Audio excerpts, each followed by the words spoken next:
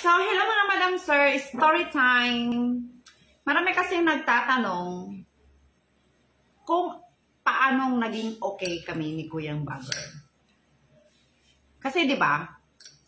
Simula nung simula na nagdadakdak yung mga sulsul sa kanya na kasuhan ako, hindi ako nagsalita.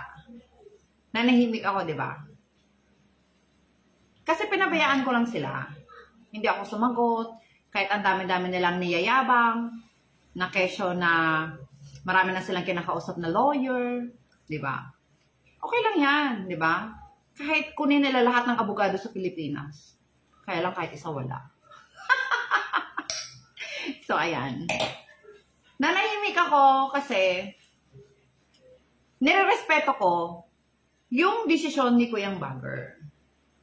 At the same time, behind my back, naaawa ako sa kanya. Sa totoo lang. Kasi, madaling sabihin na, sige, kasuhan mo siya, kakasuhan ko siya, diba? Napakadaling sabihin na pag kinasuhan ka, yung mga basher, ang mga kino-comment nila agad is, makukulong ka na, etc. Ganon. Napakadaling sabihin yun. Pero ang katotohanan, hindi ganun kadali yun. Diba? Hindi ganun kadali na kapag may kinasuhan ka, makukulong agad. Kasi hindi naman yan rape, hindi naman yan heinous crime, hindi naman yan pagtitinda ng droga, na walang bail. Diba? Kaya nga, swerte nga diba? Kapag mga kaso mo maliliit lang, diba? Yung cyber defamation, kapag nahuli ka, bail ka lang, labas ka na. Diba? Tapos, ayun nga lang, ang hassle is mga hearing-hearing. Okay, so, ang dami ko na naman sinasabi. Straight to the point na tayo, okay? Ngayon, paano ba kami naging okay ni Kuyang Bagger? Simulang sa simula pa lang, gusto ko na talagang makuusap si Kuyang Bagger. Na hindi nga kami nagkaroon ng pagkakataon na mangyari iyon. Diba? Walang nag-middleman sa amin para magkausap kaming dalawa. Walang naging ganon. Noong mga panahon na yon. Hanggang sa, ayun na nga, humingi ng saklolo si Kuyang Bagger sa ibang vlogger nang akala niya matutulungan talaga siya. Diba? Pero, ginamit lang siya sa pag-vlog nila to gain more followers. Diba? Ngayon, ayun na, nandun na siya. Ang dami nang nangyari, di ba? Ang dami-dami nilang ginagawang video against me, di ba? Ang daming kayabangan, ang daming mga mabulaklak na salita, na kung iisipin talaga ng mga taong naniwala, ay katotohanang nangyayari sa tunay na buhay. Di ba? So, tatahimik ako, ayoko ng marami ako, ayoko masabi lahat, ayoko masabi yung mga sinabi ni Kuyang Bagger sa akin dahil ayoko maging marites. Sa amin na lang yun, sa team ko na lang yun at sa akin na lang yun. Bahala na yung madlang pulpol na maniwala sa mga kasinungalingan, di ba? Deserve nyo yung maniwala sa mga kasinungalingan. Kasi, kayo ang bilis yung maniwala sa mga bubulaklak na salita. Kaya, ayan na nga, di ba? So, kahit na, hindi ako santa, di ba? Mahilig nga ako magmura, di ba? Pero, marunong naman ako mag-pray. Yes. Ipinag-pray ko talaga na, Lord, bigyan mo kami ng chance, bigyan mo ako ng pagkakataon na makausap si Kuyang Bagger. Sabi ko kay Lord. Isang beses, grabe, pinakinggan ni Lord yung yung panalangin ko. Unang beses na nakita kami sa barangay ni Kuyang Bagger, meron talaga siyang kasama. Yung sinungaling na yon, yes, na nagkalat, na nagsabi sa inyo na, eto, sasagutin ko yan. Ang sabi nila, nung unang beses na nakita kami sa barangay, nagbablog daw kami, di ba? Yun yung sabi nila, sabi sa vlog ni Apoy Palaboy, di ba? Nagbablog daw kami, pinatigil daw kami mag-vlog, meron daw nagharang sa amin na mag-vlog, tapos may mga kasama daw silang pulis. Ewan ko pa sa, yun yung ano, puro kasinungalingan, di ba? Lahat yun, kasinungalingan. For the vlog, talaga ba? Lahat na lang ng kasinungalingan ng mundo. Aangkinin nyo? Wala, hindi totoo lahat ng mga sinabi nila. Nung first na nakita kami ko yung bagger sa barangay. Walang lahat, walang pulis, walang nagva-vlog. At walang sinasabing kinakausap ko si Kapitan para paboran ako. For your information. Yes, nakipag-hi and hello ako kay Kapitan dahil magkakilala kami. Pero hindi kami close, okay? For your information, yung lupon nga ng barangay namin, bias kinakampihan si Kuyang Bagger, di ba? Ayan na, nalaman nyo na. Bias sila, kinampihan nila si Kuyang Bagger na dapat ang lupon ay nagbubuklod, di ba? Pinag-aayos. Pero yung lupon namin hindi ganon, okay? Hindi sila ganon. Ngayon, okay lang. Pero okay lang. Nagkapalitan kami ng statement during that time, and then naghiwalay kami. Pangalawang beses na patawag namin sa barangay, hindi ako nakatanggap ng subpina or patawag. So hindi ako pumunta. Pero sinabi nila sa barangay na hindi nila sa magpapadala. Pero sinadya ko rin naman talagang huwag pumunta. 'Di ba? Kasi sa akin, kung gusto niyo talagang magkaso, edi magkaso na lang kayo. Pero the third Friday, nagpadala sila sa akin ng subpina. Umaga. Umaga yon. Kaya pumayag na lang ako. Pinirmahan ko, sige pupuntahan ko. Pero ang totoo, ito totoo. Bago dumating yung subpina ng umaga, nag-i-scroll ako ng cellphone ko, meron ako nakitang video. Meron palang nag-save sa cellphone ko ng video na interview ni Kuyang Bagger, di ba? Si Mrs. Siopaw at saka si Mr. Postizo at si Kuyang Bagger. Yung unang video nila ay for the first time na panood ko. Yes. Recently lang. Okay? Sa tagal-tagal na, di ba? Ang daming video. Kasi hindi talaga ako nanonood ng mga videos nila. Kasi toxic lang, puro kasinungalingan. Di ba? Ayoko mabuhay sa mundong sa mundong magulo, full of stress. Gusto ko mabuhay sa mundong mapayapa. Ayan. So, ang nasa isip ko, kung yan ang gusto nyo, go. Di ba? Wala akong kinakatakutan. Okay? So, nakita ko ang video nung tatlo. Nung pinanood ko yung video na yon, ang tumatak talaga sa isip ko, dalawang bagay lang. Una, nung sinabi ni Kuyang Bagger na nalaman niya na dapat babalik ako sa bahay nila ng Sunday at magdadala ako ng mga groceries na ipinangako ko kay nanay. Okay? Tumatak sa isip ko yon. Naisip ko na naghintay sila sa akin. So, pangalawa, yung sinabi ni Kuyang Bagger na gusto niya mag-abroad.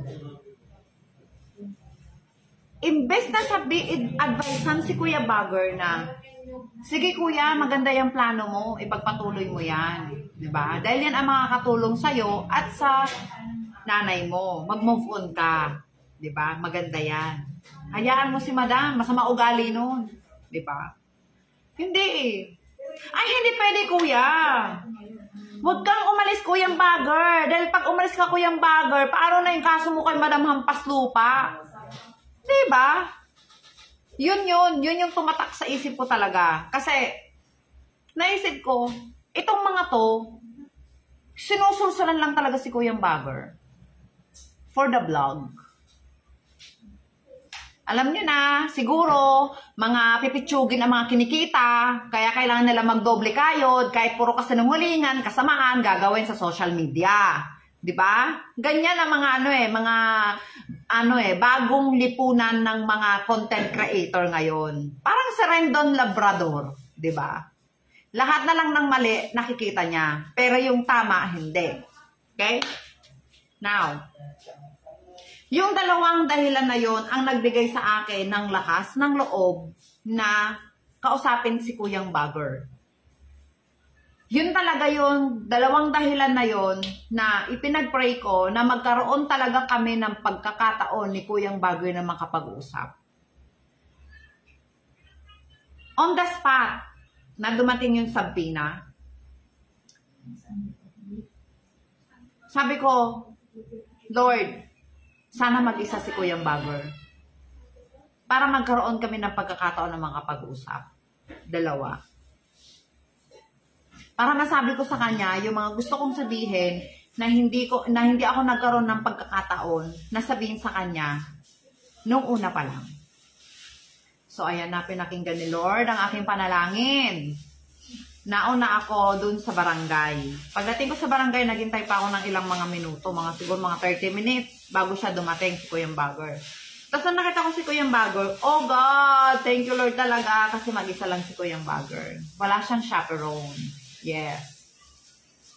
So, kinakabahan ako, syempre. Kasi hindi ko alam kung kakausapin niya ba ako, kung pagbibigyan niya ba ako, di ba? Pero, pinag-pray ko to eh. Di ba? So, kailangan ko nang gawin yung part ko. So, pumasok kami sa loob ng barangay. Sinabi lang ni Kuyang Bagger na, ayun nga, tutuluyan niya yung reklamo niya sa akin. Tapos, yun na, nagpirmahan na kami. Yun lang, para makakuha na siya ng certificate to file action. Pagkatapos nung meeting namin doon sa barangay, sabi ko kay Kuyang Bagger, kung pwede ko siyang makausap, kahit hindi siya sumagot, gusto ko lang marinig niya yung mga sasabihin ko. Ganon. Pumayag naman si Kuyang Bagger. Nakausapin ko siya, na makinig siya sa akin. So, nagsimula akong magsalita. Sabi ko kay Kuyang Bagger, Kuya, sorry. Sorry kasi, hinintay niyo pala ako nung Sunday na pinangako ko na pupuntahan ko kayo. Naghintay sa akin si nanay. Patawad kung hindi ako nakapunta. Dahil ang usapan namin sa barangay nyo, tatawagan nila ako kung nag-confirm ka na makikipag-usap ka sa akin. Ngayon, hindi nila ako tinawagan. Tinatawagan ko yung barangay nila, pero hindi sila sumasagot sa akin. So, naisip ko na ayaw nyo talaga makipagkita. Ayaw mo talaga ako makausap, ayaw mo talaga ako makaharap. So, nanahimik ako. Diba? Sorry kung nai-upload ko yung video namin ni nanay sa barangay. Kasi kinailangan ko para mapatunayan na gumawa ako ng paraan para magkita tayo. Ako nang sorry sa kanya sa pag-post ko ng video na yon. So, ayun nga, di ba? Humingi ako ng nag-apologize talaga ako kay Robin dun sa mga mali kong nagawa. Okay? Pagkatapos nun, sinabi ko din sa kanya na, Kuyang Robin, sabi ko, Kuya, kung ito talaga ang gusto mo, nakasuhan ako at dito ka magiging masaya, okay lang yan, gawin mo yan. Basta siguraduhin mo lang na handa ka. Paano mo matutupad yung pangarap mo na pumunta ng abroad? Ito ba ang mas mahalaga sa'yo? Yung kasuhan ako kaysa matupad yung pangarap mo? Mas maganda na ipaglaban mo itong laban mo kung talagang sure ka na itong mga tumutulong sa'yo ngayon hanggang sa dulo, tutulungan ka. Kasi alam mo kuya, ngayon lang yan mabango. Dahil maingay pa tayo eh. Meron pa tayong views. Yung issue natin meron pang views. Kapag nawala ng views yung issue natin kuya, hindi ko alam kung ano mangyayari. Kung yung mga panagsasabi nila, ganun pa rin sila sa'yo. So, ayun lang. Ganun lang yung sinabi ko kay Kuyang Bagger. Sabi ko pa sa kanya, eto kuya, ang tulong na pwede ko maipangako sa'yo kung mapapatawad mo ako. Diba? Kung papatawarin mo ako. Gusto mo mag-abroad, diba? Gusto mo matupad yung pangarap mo. Tutulungan kita, kuya. Hindi kita iiwan. Tutuparin natin yung pangarap mo. Dahil yun yung gusto ko maging commitment sa'yo. Dahil nagkaroon ako ng pagkakamali sa'yo. Hindi ko kailangan, kuya, ng sagot mo ngayon. Pag-isipan mo, kuya. Yun lang talaga yung mga gusto kong sabihin sa'yo, na gusto kong ipaliwanag sa'yo na sana maliwanagan ka. Gusto mo magkaso? Sige. Pero ang gusto ko lang din, kuya, is dapat sigurado ka sa desisyon mo. At hindi mo hahayaan matenga ang 3, 2, 3 taon, 4 na taon, o 5 taon kung ilang taon na aabutin to, na hindi masasayang yung buhay mo at pangarap mo dahil dito sa maliit nating hindi pagkakaintindihan. Diba? So, ayun, yun lang yung naging usapan namin nung Friday. Sabi ko sa kanya, pag-isipan mo, kuya. Tapos sinulat ko yung number ko, binigay ko kay Kuyang Bagger. Tinanggap niya naman. Sabi ko, pag-isipan mo, kuya.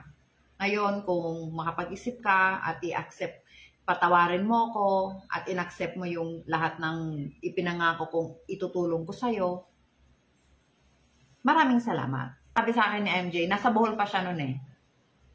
Sige, madam, sabi niya sa akin. Madam, hindi pa rin ba nag-chat sa'yo o nag-text sa'yo, tumawag sa'yo, nagparamdam sa'yo si Kuyang Bagger? Sunday pa pala nun. Sabi ko, hindi siya nagparamdam, madam. Hindi pa rin siya nagpaparamdam. Tapos sabi niya, kaya na lang, madam, pumunta sa bahay nila. Ako bahala, ako kakausap sa kanya.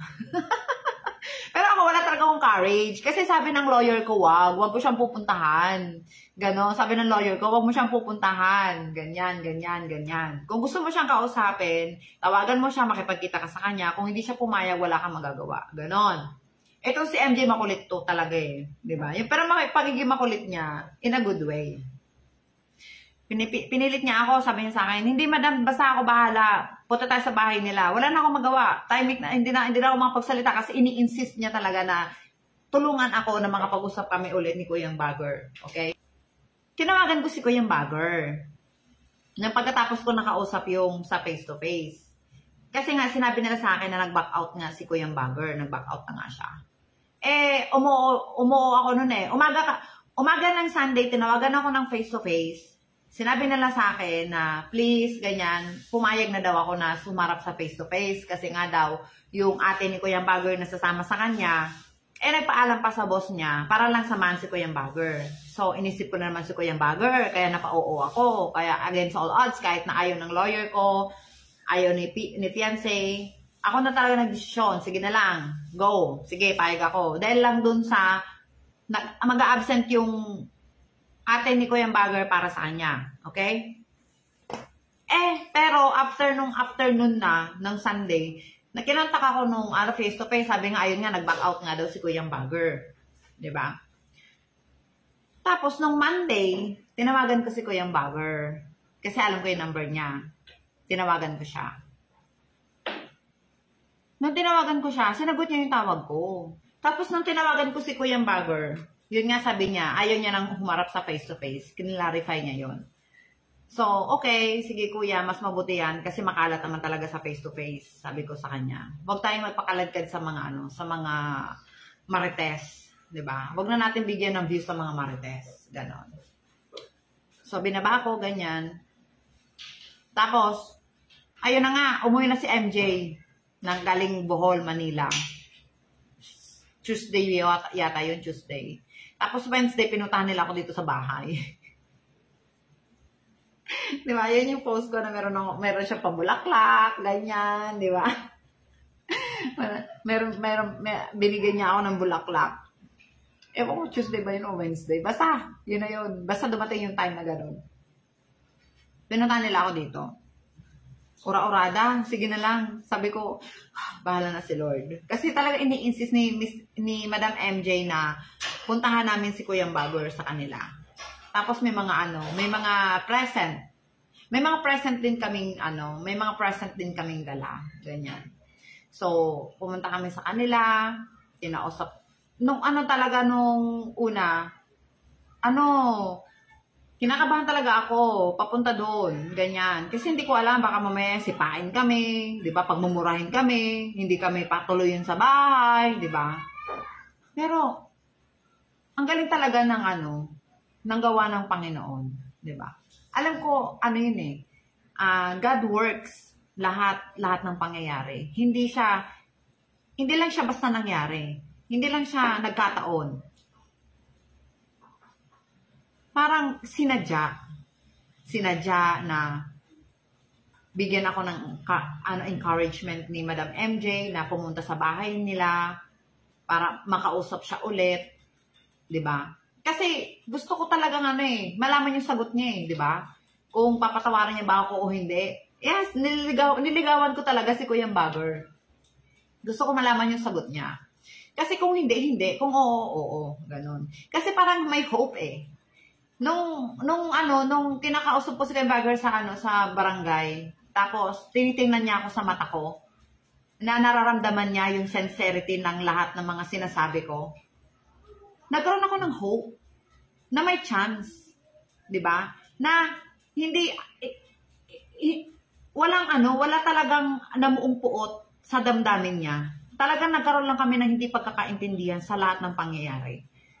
So, ayun na, nandun na kami sa bahay. Pagdating namin doon, ang unang bumungad sa amin si Nanay Fina. Una, si Nanay Fina, alangan siya. Pero nakangiti siya. Wala bang magagalit, sabi niya. Wala bang magagalit na nandito kayo? Ganyan yung sabi ni Nanay. Sabi ko kay Nanay, Nay, nandito lang po ako para humingi ng tawad, para po linawin yung maling ginawa ko dun sa video, ganyan. Sorry, Nay, kasi na-post ko yung video natin, ganon. Tapos, napaka-understanding ni Nanay Fina. Ang sabi niya lang sa akin, alam mo maganda ka, kaya huwag ka na magbamaldita sa susunod. So, nakakataba ng puso na ang bilis niya ako pinatawad. Pero syempre hindi niya naman ako papatawarin kung hindi ako sincere sa mga sinasabi ko, sa paghingi ko ng tawad sa kanila, di ba? Sa pag-apology ko, di ba? Sa panliligaw ko, sabi ko kay Nanay, hindi talaga ako titigil kapag hindi mo ako pinatawad, Nay. Paaraw-arawin kitang babalik-balikan dito. Sabi ko kay Nanay. Tapos yun, nagtatawanan na kami doon, ganon. Tapos si Kuya Bagger naman, ang nagkakausap sa kanya, yung kaibigan ko. Yung kaibigan ko naman yung kumakausap kay Kuya Bagger. Ay, nako. Pinapaliwanagan si Kuya Bagger about sa mga kaso, sa mga cases, ganyan, ganon. Kung yung abala na aabutin ito sa amin, di ba? Sa amin dalawa. Kasi kami dalawa lang naman talaga maaabala di ba? Hindi yung mga taong nakikisaw-saw lang.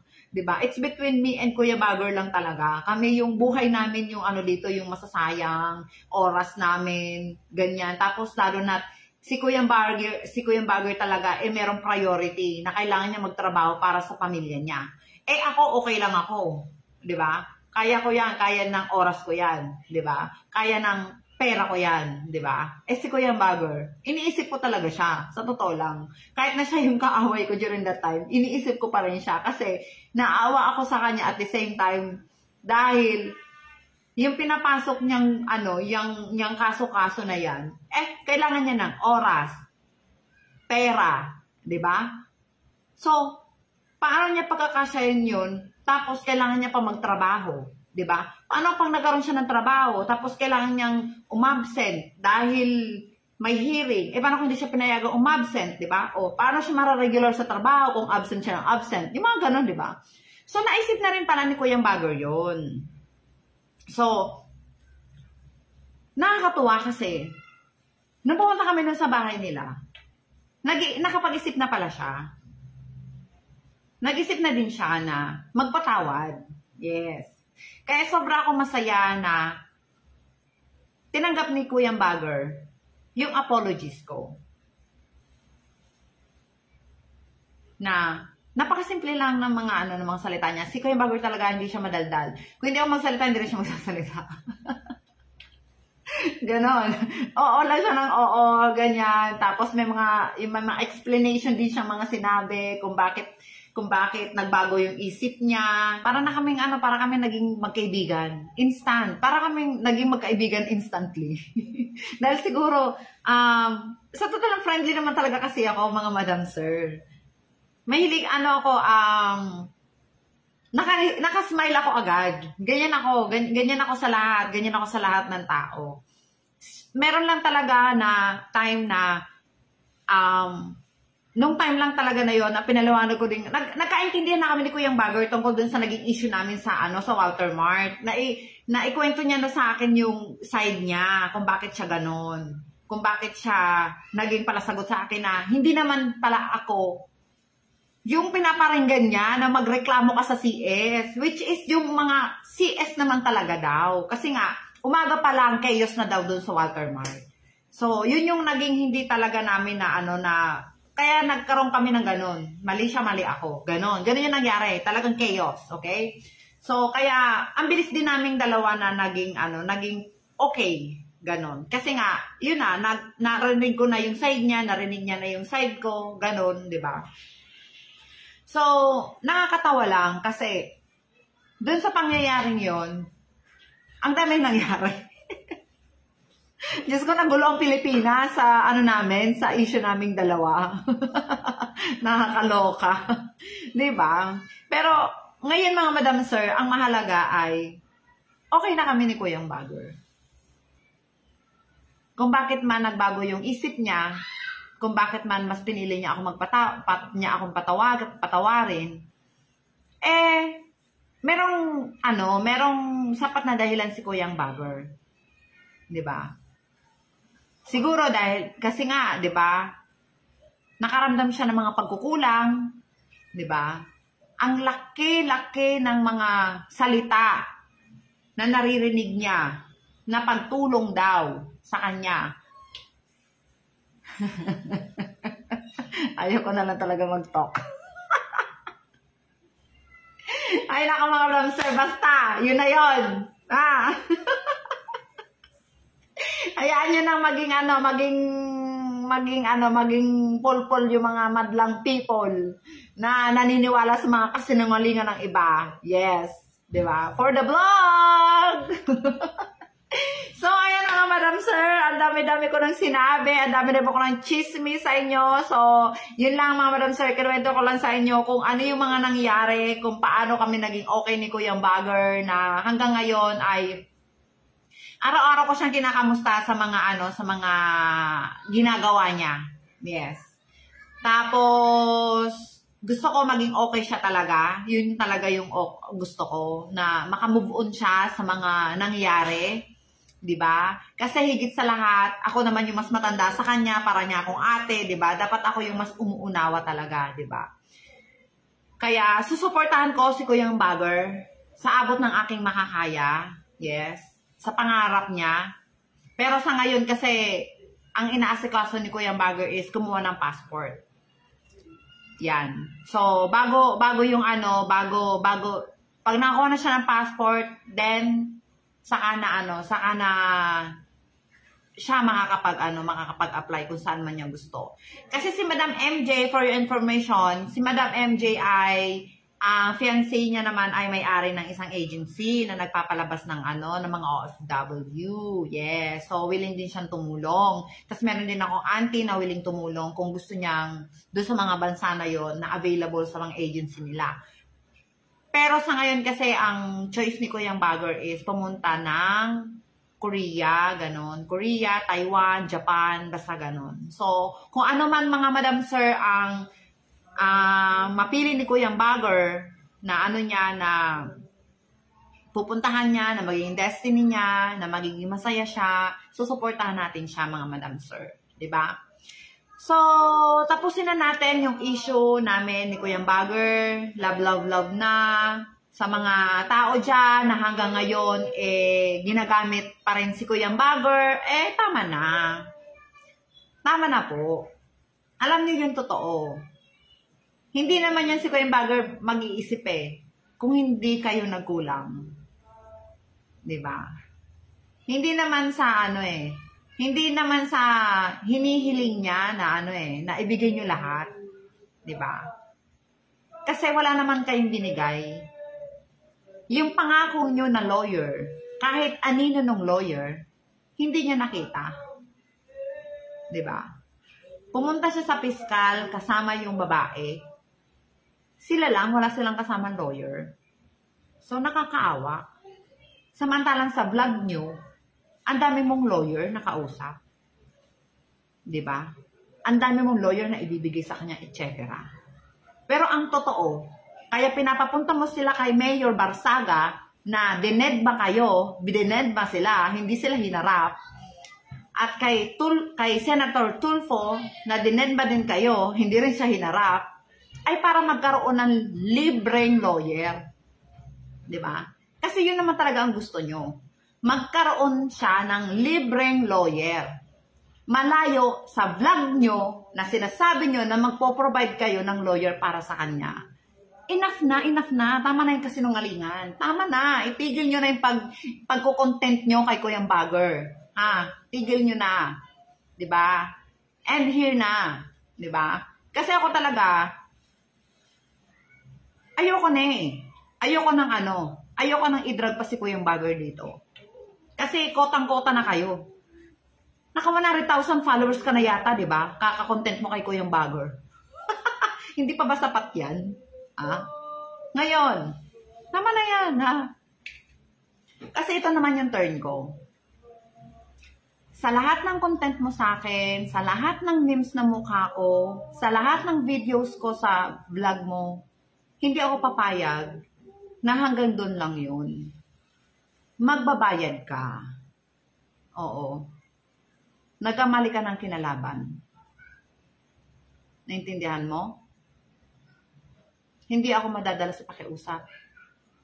Malambot ang puso ko, pero ang batas ay batas. Diba? So, yun lang. Manalangin ka.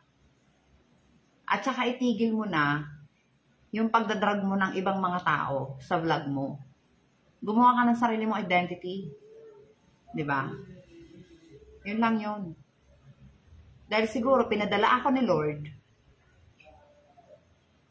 para paluin ka. Dahil sumusobra ka na. So, ayun lang mga Madam Sir for today's video. Thank you for watching. Sana ang lahat ay nakuha nyo lahat ng sagot sa mga katanungan nyo kung paanong naging okay na kami ni Kuya Bagger. Yes. Dahil lang yun, mga Madam Sir, sa pure heart ko talaga, sa aking pagmamahal. Yes. At talaga naman, ngayon, mas lalo kong naiintindihan si Kuya Bagger. So, love, love, love!